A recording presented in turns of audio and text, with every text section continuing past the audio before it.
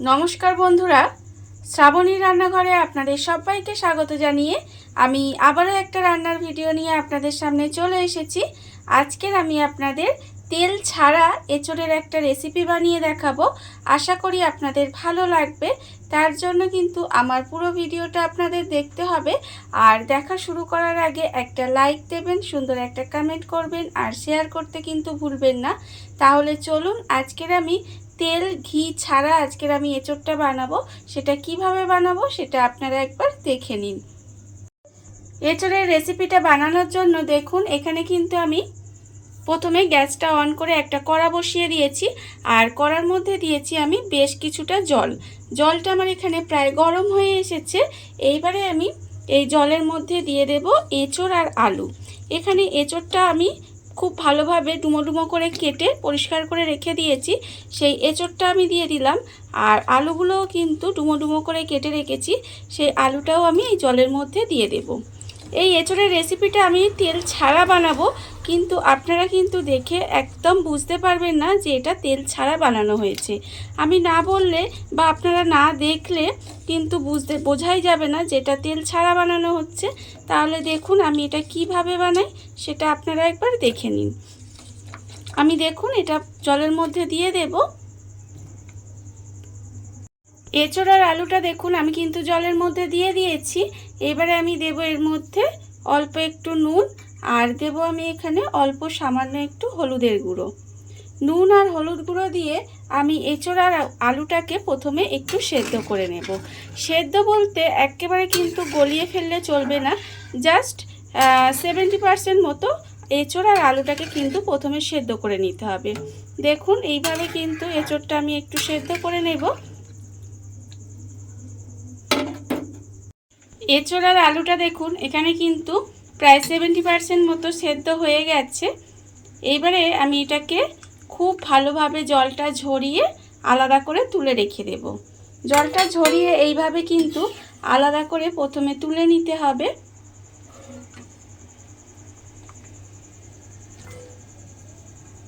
এঁচোড় আর আলুটা আমি এখানে দেখুন আলাদা করে তুলে রেখেছি। এইবারে এটা একটু ঠান্ডা হবে। যতক্ষণে এটা একটু ঠান্ডা হবে ততক্ষণ আমি এটা সরিয়ে রাখলাম। আর একটা মশলা তৈরি করে নেব, তার জন্য আমি নিয়েছি একটা মিক্সিং জার। এবারে এর মধ্যে দিয়ে দেব দেখুন পেঁয়াজ।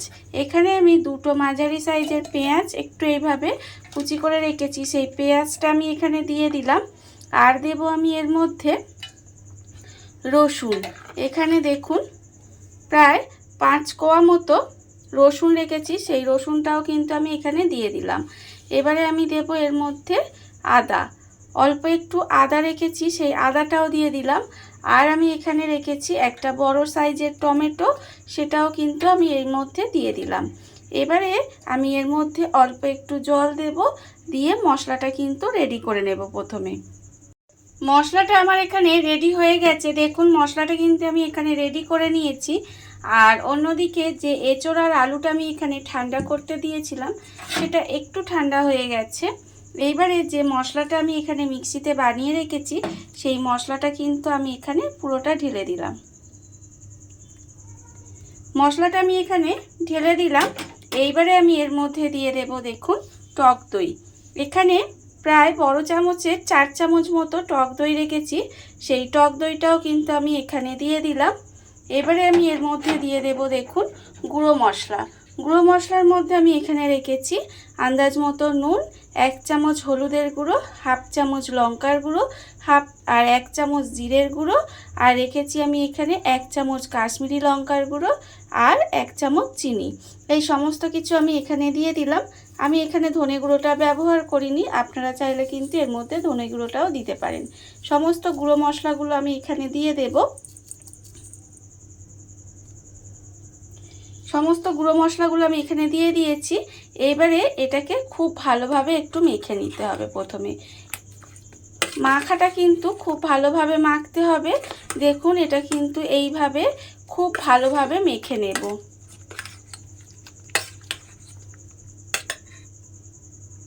দেখুন মশলাটা আমি এখানে খুব ভালোভাবে মাখিয়ে নিয়েছি। এইবারে আমি এটাকে ঢাকা দিয়ে প্রায় 10 থেকে 15 মিনিট মতো এইভাবে রেখে দেব।